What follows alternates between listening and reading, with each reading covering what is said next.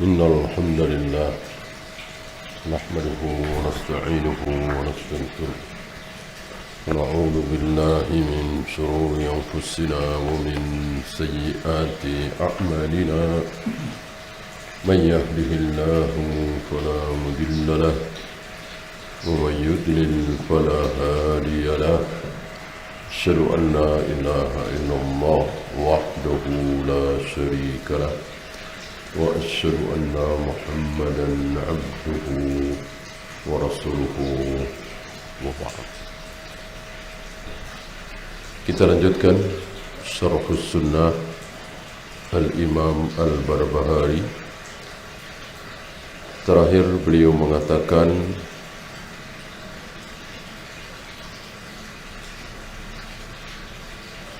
wa manna alaina bihi, bahwa Islam yang kita anut ini adalah karunia dari Allah, bukan apa kemarin? Bukan atas usaha kita, jerih payah kita. Saya yakin antum tidak bisa jawab kalau ada yang bertanya kapan antum berusaha jadi orang Islam. Sama seperti saya dan kita semua, gak ada yang bisa jawab kapan kita berusaha jadi orang Islam. Gimana usahanya? Tiba-tiba dilahirkan oleh ayah ibu yang muslimah, kemudian lahir, diakikai, kemudian setahun 2 tahun mendengarkan suara azan dari masjid terdekat, mushola terdekat, kemudian sering diajak oleh ayah kita, kakak kita ke masjid, tahu orang-orang salat, kemudian dimasukkan ke TK Islam, SD Islam atau SD umum, nanti sorenya, malamnya ngaji, begitu kan? Rata-rata kita begitu kan? Kapan kita berusaha jadi orang Islam? Belum pernah, nggak pernah. Terus mengalir begitu saja. Tiba-tiba sadar kita jadi seorang Muslim. Kita yakin dengan kebenaran Islam satu-satunya. Bayangkan kalau antum lahir di Tokyo atau di Spanyol atau di Portugis, ya, mungkinkah dengar adzan? Hampir mustahil. TK Islam, SD Islam, nggak ada. Sedang apa antum sekarang ini? Mungkin sedang tiap pagi nunduk di depan matahari, kalau kita di Jepang sana, ya kan? Atau ke gereja, atau ke vihara. Gimana ayah ibu kita? Alhamdulillah, kita dilahirkan oleh ayah ibu yang muslim. Berarti Islam kita ini Islam apa? Islam keturunan, ya kan? Diturunkan oleh ayah ibu yang muslim, persis seperti sabda Nabi. Agama anak itu mengikuti orang tuanya, di mana-mana.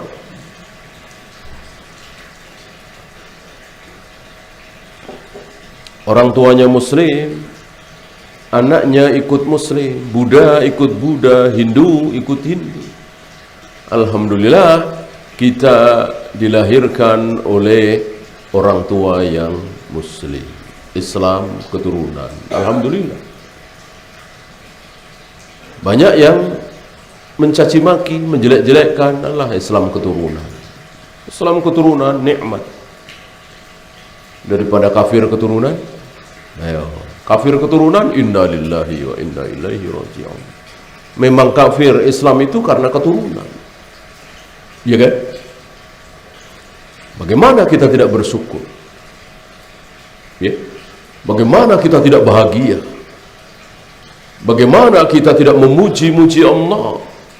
Padahal kemungkinan kita lahir di Jakarta ini, di Surabaya, di Makassar, di Indonesia, dengan kemungkinan kita lahir di Jepang, berapa banding berapa perbandingannya? Ya sama, 50-50 kan kemungkinannya, 50-50 kemungkinannya. Alhamdulillah kita lahir di Indonesia, negeri yang mayoritas kaum muslimin. Ya. Wa akhrajana fi khairi ummatin, dan Allah mengeluarkan kita, yang dimaksud menjadikan kita sebagai sebaik-baik umat. Umat kan ribuan ya.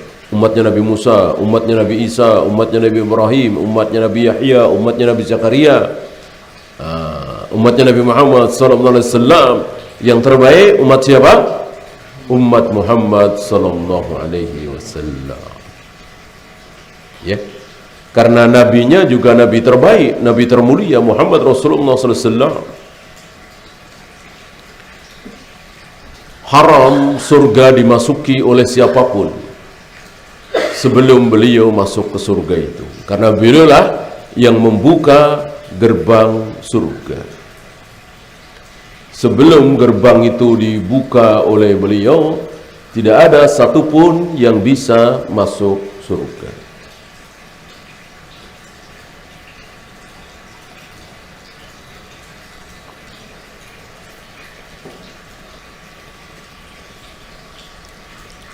Fanas'aluhu at-taufiqa lima yuhibbu wa yarda. Kita memohon kepada Allah pertolongan untuk melakukan apa yang Allah sukai dan Allah ridhoi. Lihat, yang Allah sukai, yang Allah ridhoi apa? Salat, puasa, zakat, haji. Jangan mentang-mentang itu semua diridhoi oleh Allah, lalu kita tidak mohon pertolongan kepada Allah. Ini keliru. Ini saking lemahnya kita, saking lemahnya kita, saking kuatnya Allah. Untuk melakukan apa yang diridhoi oleh Allah, kita butuh pertolongan Allah. Kita mohon pertolongan kepada Allah untuk melakukan apa yang Allah sukai. Kalau enggak Allah tolong, enggak mungkin. Sujud satu kali enggak sanggup kita. Kenapa kita bisa sholat berjamaah, dengar azan kita ke masjid? Kenapa? Kenapa? Karena ditolong oleh Allah, diberikan at-taufiq oleh Allah, hidayatut taufiq. Kalau tidak, sujud satu kali nggak sanggup. Lihat sebagian saudara-saudara kita, 50 kilo, 60 kilo, bahkan ada yang 80 kilo dia sanggup mengangkat, bahkan yang sekintal misalnya. Tapi sholat 2 rakaat, sholat 3 rakaat, mereka nggak sanggup. Padahal ringan sekali. Jam 3 pagi, jam 2 pagi sudah sampai ke pasar induk. Tapi dengar azan subuh, dia tidak sanggup ke masjid. Padahal dia tahu, ya kalau kafir udah jelas ya. Dia muslim, dia tahu sholat lebih baik daripada tidak sholat. Dia tahu, dia faham. Kenapa? Karena dia tidak ditolong oleh Allah, sehingga dia tidak sanggup. Ya.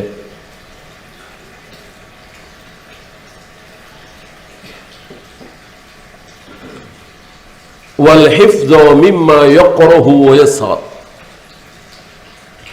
dan juga memohon pertolongan kepada Allah agar menjaga kita dari apapun perbuatan yang dia benci, yang dia murkai. Ya. Sebab kalau tidak ditolong, kita akan minum khamr, akan berjudi, akan berzina, akan berbohong, akan korupsi. Kenapa kaum muslimin itu Kenapa seorang muslim itu jauh dari zina, khamar, judi, membunuh dan seterusnya? Karena ditolong oleh Allah. Berarti kebaikan dan keburukan itu Allah yang menciptakan, Allah yang menentukan. Bahwa kita bisa berusaha, betul. Tapi kalau Allah tidak izinkan, enggak. Ya. Ya, langsung saja nomor 1. Beliau masukkan di poin pertama ini. I'lamu annal Islam huwa sunnah. Ketahuilah bahwa Islam ini semuanya, dari mulai syahadat, solat, zakat, puasa, haji, rukuk, sujud, tawaf, sa'i, semua itu adalah sunnah. Itu adalah sunnah. Ini luar biasa sunnah itu ya. Apa coba di dalam Islam ini yang bukan sunnah? Dari mulai solat 5 waktu, solat tahajud, puasa Senin Kamis, puasa Ramadan, zakat, haji, tawaf, sa'i. Adakah yang bukan sunnah? Ya enggak ada. Enggak ada, semuanya adalah sunnah. Kalau enggak sunnah berarti berarti bid'ah, bukan Islam. Merayakan Maulid Nabi misalnya, salat nisfu Sa'ban misalnya, salat Rogo'i, selawat Nariyah, itu bukan sunnah, berarti bukan Islam, bukan ajaran Islam, bid'ah. Sementara dianggap sebagai ibadah, maka itulah bid'ah. Kalau tidak dianggap sebagai bid'ah dan itu kesalahan, bukan bid'ah. Seperti berzina, minum khamar, berjudi, mencuri, membunuh, ini kan dosa. Tapi kan tidak dianggap ibadah. Mana ada orang beribadah dengan berzina, dengan minum khamar, dengan berjudi. Itu syahwat. Maka itu bukan bid'ah. Bid'ah itu hanya ada di ibadah. Jangan ibadah doang. Karena mencari ilmu juga ibadah. Berbakti kepada orang tua juga ibadah. Cari nafkah juga ibadah. Ya. Sementara kita mencari nafkah, mencari ilmu, berbakti kepada orang tua, caranya berbeda dengan cara Nabi. Boleh nggak? Boleh. Kita cari nafkah berbeda dengan cara Nabi. Padahal cari nafkah ibadah. Katanya ibadah harus nyontoh Nabi dan para sahabat. Sementara kita cari nafkah tidak pernah dicontohkan oleh Nabi. Kerja di kantor misalnya, ya, jualan handphone, jualan komputer, nggak ada contoh dari Nabi. Padahal itu ibadah. Nah, disinilah para ulama membagi ibadah menjadi 2. Apa dan apa? Mahdoh dan ghairu mahdoh. Mahdoh dan ghairu mahdoh. Mahdoh seperti salat, tayamum, wudu, azan, qomat, rukuk, sujud, tawaf, sa'i, melempar jumrah, mencium hajar aswad dan seterusnya. Ini ibadah apa? Mahdoh. Yang ghairu mahdoh? Bekerja, nikah, cari nafkah, berbakti kepada orang tua, membantu fakir miskin. Nah, itu tidak perlu mencontoh Nabi SAW. Beda dengan cara Nabi, tidak masalah. Yang harus sama, tidak boleh lebih dari Nabi, adalah yang mahdoh. Walaupun lebihnya itu cuman kecupan.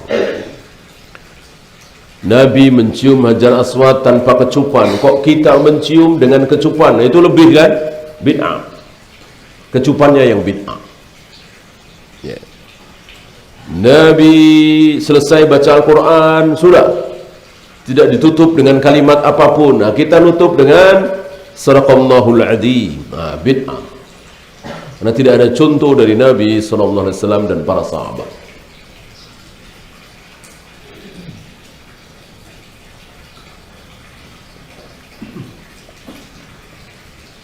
Adapun kurang masih mungkin. Adapun kurang dari Nabi masih memungkinkan. Bisa boleh, bisa tidak berdosa padahal kurang dari Nabi. Apa misal? Nabi biasa qiyamul lail, salat malam, tahajud plus witir berapa? Nah, 11 rakaat. Kita cuman 5 rakaat. 4 plus 1, 4 tahajud, 1 witir. Atau 3 rakaat, 2 tahajud, 1 witir. Boleh apa tidak? Boleh. Boleh, ya. Boleh.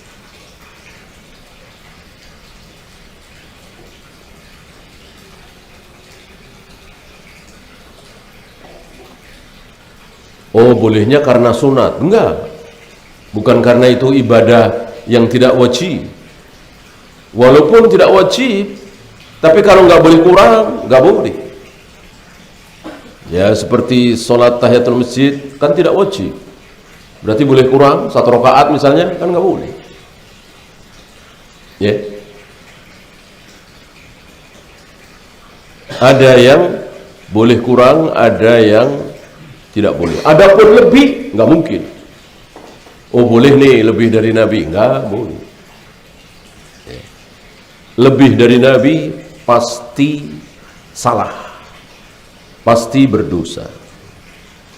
Nabi dan para sahabat tentunya, ya. Para sahabat harus kita bawa, karena ada beberapa ibadah, tidak banyak memang, yang belum pernah dilakukan oleh Nabi, tapi dilakukan oleh para sahabat. Sunnah apa bid'ah? Sunnah, karena sahabat.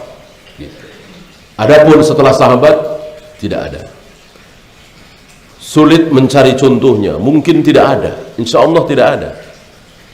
Perbuatan yang belum pernah, ibadah yang belum pernah dilakukan oleh Nabi, tapi dilakukan, dan juga belum pernah dilakukan oleh para sahabat, tapi dilakukan oleh para tabi'in atau atba'ut tabi'in dan sepakat. Insya Allah tidak ada. Ya. Kalau sahabat kan ada. Saya kira sudah sering kita bahas.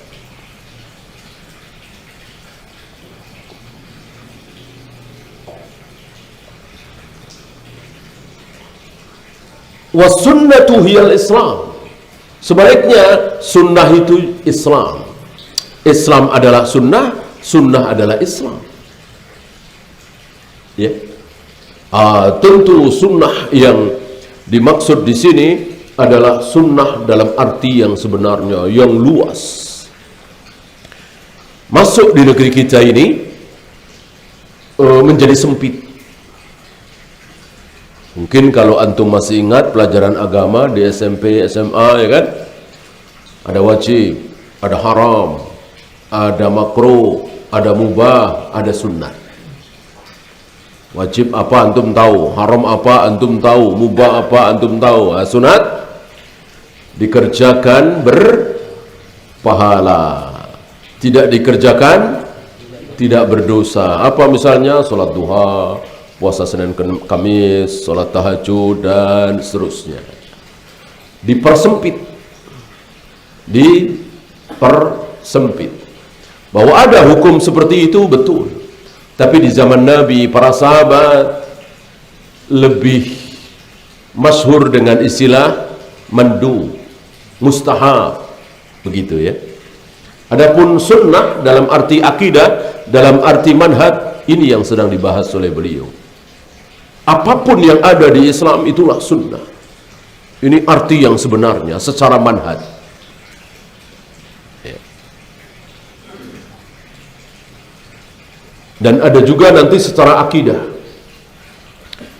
Maka nanti akan kita jumpai di poin-poin berikutnya. Di dalam sunnah tidak boleh ada kias. Di dalam sunnah tidak boleh ada kias. Yang dimaksud dalam akidah. Di dalam akidah. Bukan di dalam seluruh ajaran Nabi nggak ada kias, ya keliru. Yang ngajarin mencium istri ketika puasa sama dengan berkumur-kumur saat puasa. Apa ini? Apa ini? Kias. Ini kias. Ya. Ini jawaban Nabi atas pertanyaan Umar. Ya Rasul, bagaimana ketika aku berpuasa, kemudian aku mencium istriku? Nabi menjawab, mencium istri ketika berpuasa sama dengan berkumur-kumur. Apa maksudnya? Harus hati-hati. Iya kan? Coba antum puasa kumur-kumur, kan harus hati-hati. Ya, sambil nunduk, jangan terlalu banyak. Nanti airnya masuk, ya kan? Enggak asal-asalan. Kemudian gulak masuk. Ini kan batal. Nah, begitu pula mencium istri. Jangan mentang-mentang boleh, halal, tidak membatalkan puasa, kemudian tidak berhati-hati. Ya, bisa nanti sampai kepada jima karena syahwat, ya kan? Maka berhati-hatilah. Mencium istri sama dengan engkau berhati-hati ketika kumur-kumur. Apa ini namanya? Apa ini namanya? Kias. Ini namanya kias. Nabi yang ngajarin kias kan? Berarti kias di dalam Islam itu ada. Padahal Islam itu sunnah. Kenapa beliau nanti dalam poin berikutnya akan mengatakan laisa fi sunnati kias. Di dalam sunnah tidak ada kias. Apa yang dimaksud sunnah di sini oleh beliau? Akidah. Akidah dan ibadah mahdhah. Akidah dan ibadah mahdhah tidak boleh ada kias. Allah mengatakan bahwa menciptakan Adam dengan kedua tanganku. Berarti Allah punya dua tangan. Kalau Allah punya dua tangan, otomatis tangannya pasti satunya kanan, satunya kiri. Dikiaskan dengan tangan kita. Boleh? Boleh? Tidak boleh. Ini masalah akidah, masalah tauhid, masalah yang super gaib. Berbicara tentang Allah adalah berbicara tentang sesuatu yang paling gaib. Alam kubur gaib, surga neraka gaib, padang mahsyar gaib, tapi Allah lebih gaib lagi.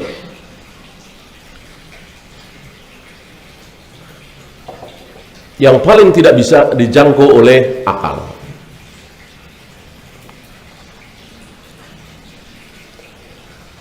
Maka tidak boleh. Ya.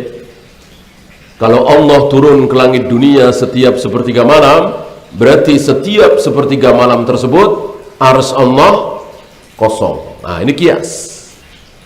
Ini kias. Bolehkah? Tidak boleh. Untuk mengatakan bahwa arsy Allah itu kosong harus pakai dalil. Kalau memang ada dalil bahwa arsy Allah itu pernah kosong, tentu sami'na wa ata'na kita. Kalau nggak ada, tidak boleh memahami ucapan Nabi SAW tentang Allah turun ke langit dunia setiap sepertiga malam. Berarti otomatis setiap sepertiga malam itu arsy Allah kosong. Tidak boleh. Tidak boleh. Itu namanya kias. Akidah tidak boleh pakai kias. Nah, disinilah kesesatan Asy'ariyah, Maturidiyah, Mu'tazilah, Jahmiyah, Jabariyah. Karena memahami akidah dengan kias, memahami sifat-sifat Allah dengan kias. Ahlu sunnah tidak. Ahlu sunnah ketika ada dalil tentang Allah, maka diimani apa adanya, berhenti sampai di situ. Tidak dilarikan kemana-mana. Karena ini gaib. Satu lagi yang tidak boleh ada kias adalah apa? Selain akidah, Yang tidak boleh ada kias adalah ibadah mahdhah. Ibadah mahdhah tidak boleh ada kias.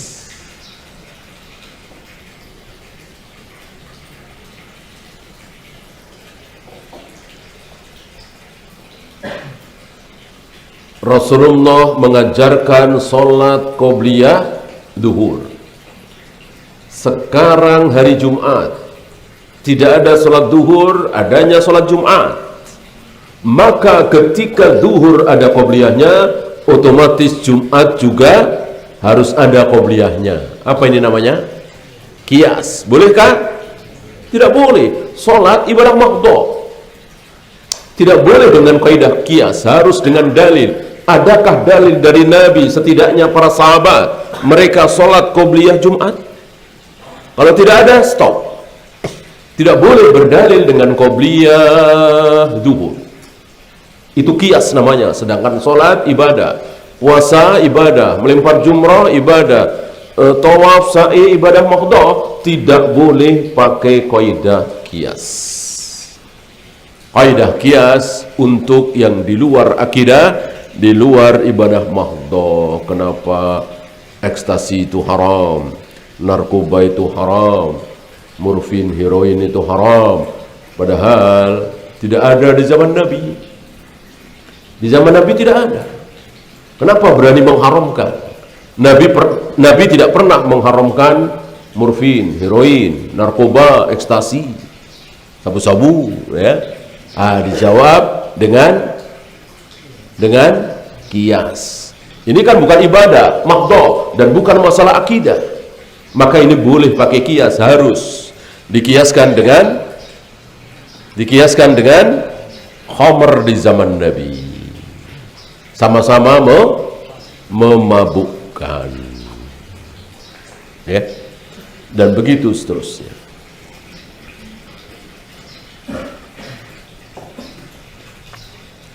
Wala yakumu ahaduhuma illa bil akhar.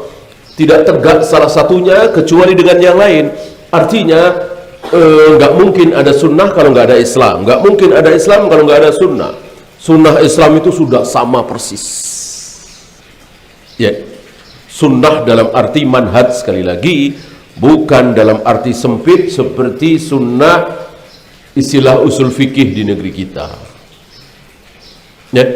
Di negeri kita sunnah itu hanya difahami secara usul fikih. Betul memang. Dikerjakan berpahala, tidak dikerjakan tidak berdosa. Betul. Tapi itu secara usul fikih kecil. Yang besar secara manhaj, secara akidah. Ya. Ya, kita lanjutkan yang kedua. Faminas sunnati luzumul jamaah. Dan di antara sunnah itu adalah, di antara ajaran Islam itu adalah luzumul jamaah. Selalu kita berada dalam jamaah. Ada jamaah, kita di situ. Gitu. Faman raghiba 'anil jamaah wa faraqaha. Barang siapa yang rogibaan, rogiba bisa dua, rogibaan bisa rogiba fi, ya, rogiba fi senang, rogibaan benci. Padahal sama-sama rogiba, cuman beda huruf jarnya, artinya jauh, timur dan barat, satu senang, satu benci. Ini an, berarti membenci. Barang siapa yang membenci jamaah dan memisahkan diri dari jamaah, wa faraqaha, dia nggak mau berada di jamaah itu, dia benci kepada jamaah itu, dia keluar dari jamaah itu, maka faqad khala'a ribqatal Islam min unuki, ikatan Islam lepas dari tengkuknya. Ini istilah bahasa Arab. Istilah bahasa Indonesia mungkin tidak seperti itu, ya. Ini istilah bahasa Arab seperti itu. Islam itu hilang dari ikatan Islam itu hilang dari tengkuknya. Wa kana dhallan mudillan, dia sesat dan menyesatkan. Maka hati-hati. Jangan sampai kita keluar dari jamaah. Kita harus berada di jamaah itu.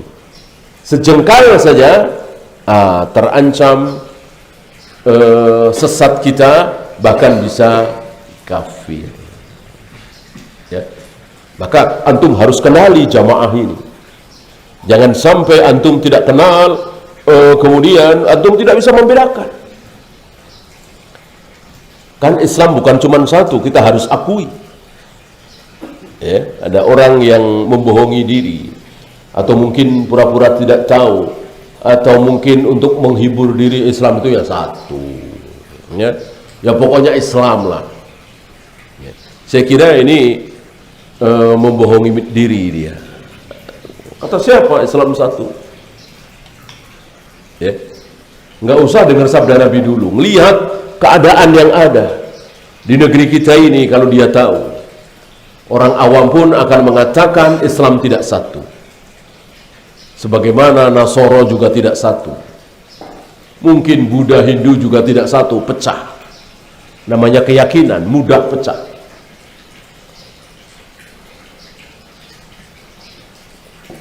Tanyakan kepada orang-orang awam yang belum pernah dengar sabda Nabi tentang 72 golongan. Insya Allah mereka tahu, melihat. Oh, kalau ini Islam yang ini nggak mau tahlilan nih. Oh, kalau yang ini nih hobinya tahlilan nih. Orang awam. Ya. Oh, kalau Islam yang ini dia pakai kunut subuh. Kalau yang ini enggak nih. Ya. Orang awam tahu.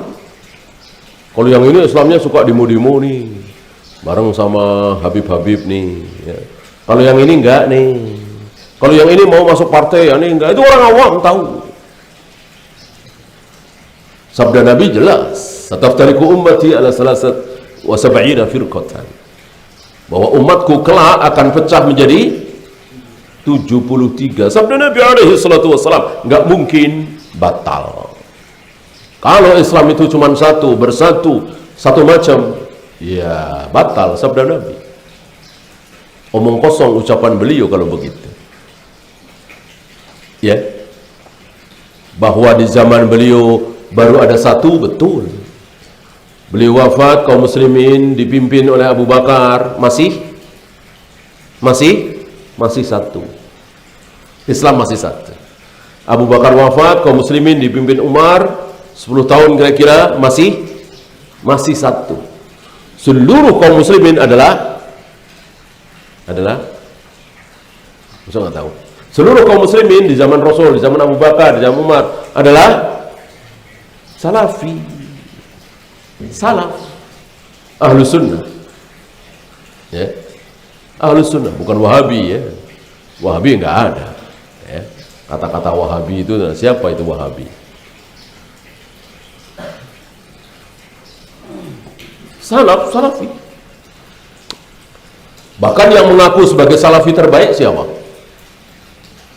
Siapa? Salafi terbaik adalah aku. Siapa yang bilang begitu? Nabi SAW di hadapan Fatimah beberapa hari sebelum beliau wafat. Khairus salafi laki ana. Sebaik-baik orang salafi itu aku. Sabda Nabi alaihi salatu wassalam. Bagaimana kita tidak mau mengaku salafi? Nabi mengaku. Ya.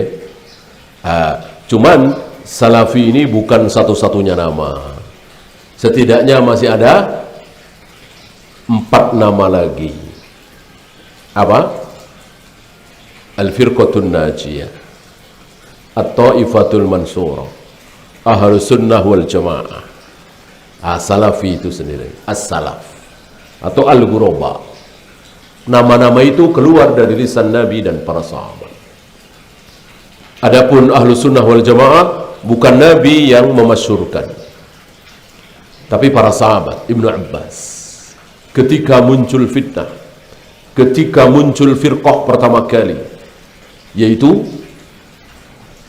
apa? Khawarij. Ketika muncul fitnah Khawarij, baru. Sebelum muncul fitnah ini, maka siapapun yang berbicara tentang agama, berbicara tentang sholat, berbicara tentang akidah, berbicara tentang wudu, berbicara tentang tayamum, berbicara tentang akidah, manhaj, diterima aja, nggak masalah. Ya. Setelah muncul aliran sesat pertama yaitu Khawarij, baru muncul kalimat apa? Sammu lana rijalakum. Sammu lana rijalakum. Engkau dengar dari siapa nih? Ketika ada orang berbicara tentang agama, dari siapa kamu dengar? Gitu. Dirunut terus. Dari siapa? Karena sudah muncul aliran sesat. Jangan-jangan dari Khawarij. Apalagi ketika muncul lagi Qadariyah, Jahmiyah, Rafidah, lebih-lebih lagi. Sammu lana rijalakum. Ini ucapan Muhammad bin Sirin. Ketika fitnah itu belum muncul, kami tidak bertanya dari mana engkau mengambil agama. Setelah fitnah itu muncul, baru kami bertanya, sammu lana rijalakum. Sekarang keadaan terbalik. Sudah aliran sesat di mana-mana, sudah firqah-firqah dolal luar biasa. Ada orang bicara agama tidak ditanya. Yang penting baik versi akal mereka. Apa salahnya sih Maulid Nabi? Apa salahnya sih Rajaban? Apa salahnya nih sholawatan, tahlilan? Mosok disalah-salahkan? Kalau mau salah-salahkan, pelacur, pemabuk, germo, koruptor, itu kalau mau salah-salahin. Gitu. Mereka lupa bahwa maksiat itu, kesalahan itu, dosa itu ada dua. Apa dan apa? Syahwat dan syahwat dan syubhat. Syahwat ya tadi semua orang tahu, berzina, minum khamar, berjudi, mencuri, berbohong. Ada lagi syubhat. Apa itu? Ya tadi tahlilan, muludan, rajaban, 7 bulanan, selawat nariyah, seli, nawaitu, entah berapa ratus. Ya.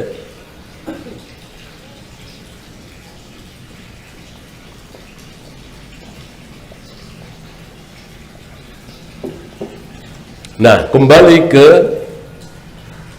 poin kedua ini, bahwa kita disuruh terus berada di apa tadi? Kita harus berada di apa? Jamaah. Ya kan? Di antara sunnah itu bahwa kita harus berada di dalam jamaah itu.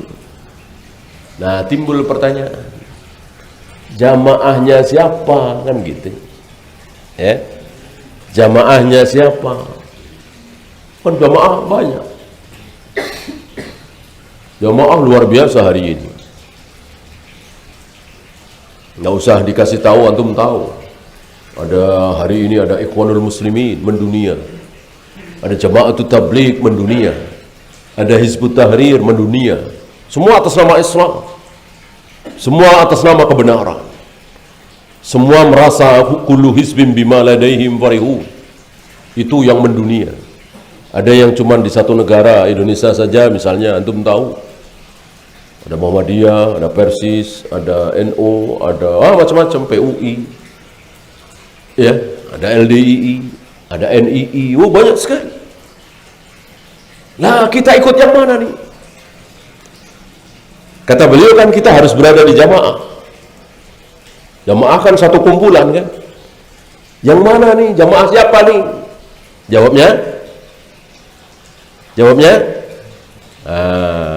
Jawabnya ada di poin ke-3 ya. Insyaallah nanti kita bahas poin ke-3 pekan depan ya. Jangan kemana-mana. Ada pertanyaan? Ada dari YouTube, namanya dari Yanti Cakti. Makanya Ustaz, saya usia 51 tahun, punya uang hanya untuk haji. Tapi kalau daftar haji lama, waktu berangkatnya, mana yang afdol, haji dulu atau ini umroh? Apakah dengan umroh masih ada harapan untuk haji? Kalau masih ada harapan karena memang gaji besar, pemasukan besar, ya insya Allah nggak masalah. Ya. Tapi kalau nggak ada harapan, uang segitu-segitunya, maka jelas haji wajib, umrah tidak, kan? Gitu. Dan perkara nunggu sekian tahun itu bukan kesalahan kita. Kesalahan siapa? Jelas bukan kesalahan kita. Kalau kita tidak setor, tidak daftar, itu kesalahan kita. Ketika nunggu-nunggu, ya taruhlah antum nunggu sholat. Antum sebetulnya mau ke Purwakarta nih, tapi tanggunglah 10 menit lagi duhur nunggu, ya. Pas nunggu sholat itu dapat pahala nggak? Dapat pahala, nunggu sholat. Ini nunggu haji bertahun-tahun, insya Allah dapat pahala. Antum tunggu setahun, 2 tahun, 5 tahun, 7 tahun, insya Allah dapat pahala. Ya, maka ya sudah, uang yang berapa itu? 25 ya, apa 20? Daftar itu biar nama kita masuk. Udah setorkan. Perkara nunggu sekian tahun itu bukan kesalahan kita. Walaupun sampai meninggal kita belum sempat berangkat haji, maka kita sudah dapat pahala niat. Niat itu kan diberi pahala. Dan niatnya sudah niat tekad bulat itu. Orang sudah daftar. Kalau belum daftar, belum keluar uang, ya belum bisa dikatakan niat. Ya. Wallahu a'lam. Imam berbahari itu di zaman mazhab Imam Ahmad, setelah Imam Ahmad, kalau tidak salah kemarin kita singgung sedikit, fitnah yang menerpa beliau hampir sama dengan yang menerpa Imam Ahmad. Cuman Imam Ahmad kan jauh lebih besar. Imam Ahmad tidak sembunyi, beliau sembunyi. Beliau sembunyi. Imam Ahmad tidak sembunyi sehingga disiksa, di penjara selama 30 bulan. Adapun beliau bersembunyi. Setelah Al-Ma'mun, ya, setelah Al-Ma'mun. Khalifah setelah Khalifah Al-Ma'mun kan Khalifah Al-Wathiq, ya. Al-Wathiq kemudian Al-Mutawakkil. Setelah 3 atau 4 khalifah muncul lagi Khalifah Ahlus Sunnah, ya. Kan dari yang pertama kan Khalifah Al-Ma'mun, kemudian anaknya lagi itu menyimpang manhajnya. Setelah Khalifah Al-Mutawakkil Billah rujuk ke Ahlus Sunnah, ya. Dan luar biasa Imam Ahmad diberi kesempatan untuk membalas, tapi beliau tidak membalas, ya. Inilah imam-imam kita, ya. Tidak ada rasa dendam.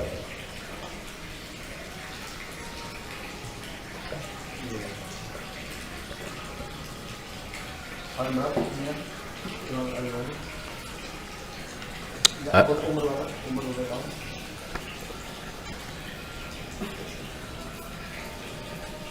$329.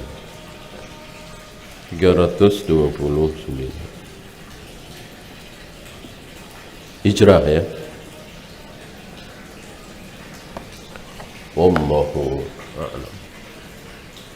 Ada pertanyaan lagi dari YouTube. Fitnah sholat subuh itu terjadi ketika sahabat masih ada yang hidup, itu betul atau? Ya, kan ditanyakan oleh anak kepada bapaknya sahabat. Ada di Bulughul Maram, kan? Berarti sudah ada itu.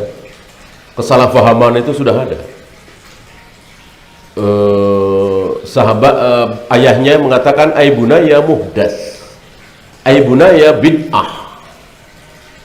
Ketika si anak bertanya tentang kunut subuh, dijawab oleh sahabat itu, ayahnya, wahai anakku itu muhdas, wahai anakku itu bid'ah. Muhdas itu bid'ah, ya. Dan setelah jawaban ini selesai, ya. Maka jangan dikatakan bahwa ketika sahabat masih hidup, bid'ah belum ada. Kata siapa? Sudah ada.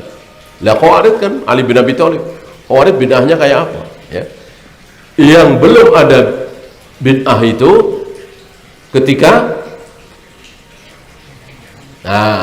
tiga manusia ini masih hidup.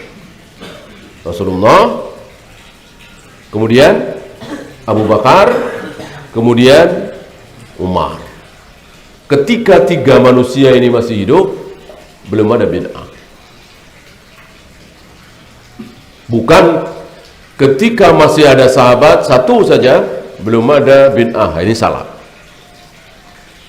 Di zaman Utsman sudah ada bid'ah, Ali apalagi, Muawiyah apalagi. Termasuk pertanyaan ini. Ayahnya yang sahabat itu menjawab, ai bunayya muhdas.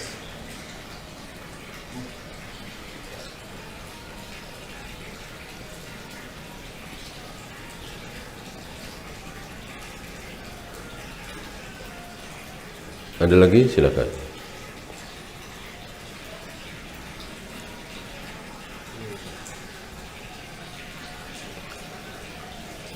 Kalau tidak ada, kita akhiri. Ada pertanyaan apa lagi?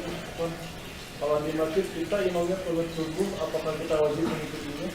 Tidak. Semua yang bid'ah, semua yang salah tidak boleh kita ikuti. Makmum baca usolli, makmum tidak sedekap atau sedekap di bawah pusar, makmum takbirnya terlalu tinggi, tidak boleh kita ikuti. Imam, ya. Kalau imamnya itu benar, wajib kita ikuti. Misalnya imam duduk tawarruk atahiyat akhir, sementara kita baru dapat 1 rakaat, kan mestinya kita masih duduk iftirash. Maka kita wajib duduk tawarruk mengikuti imam. Ju'ilal imam liyutamma bihi. Imam harus diikuti. Kalau benar imam ngangkat tangan karena bangkit dari atahiyat awal, kita juga harus ngangkat tangan walaupun kita baru dapat 1 rakaat. Gitu, ya. Imam duduk istirahat, kita wajib duduk istirahat. Imam tidak duduk istirahat, haram kita duduk istirahat. Ini fatwa Syekh Albani, ya. Karena duduk istirahat benar, tidak duduk istirahat juga benar. Harus diikuti mana yang dilakukan oleh imam, ya. Adapun imam salah tidak boleh kita ikuti. Kecuali lupa, ya. Lupa kita ikuti. Setelah diingatkan dia nggak dengar misalnya. Lupa dengan salah kan beda. Ya, saya kira sudah maghrib, kita akhiri. Subhanakallahumma bihamdika asyhadu an la ilaha illa anta astaghfiruka wa atubu ilaik. Assalamualaikum warahmatullahi wabarakatuh.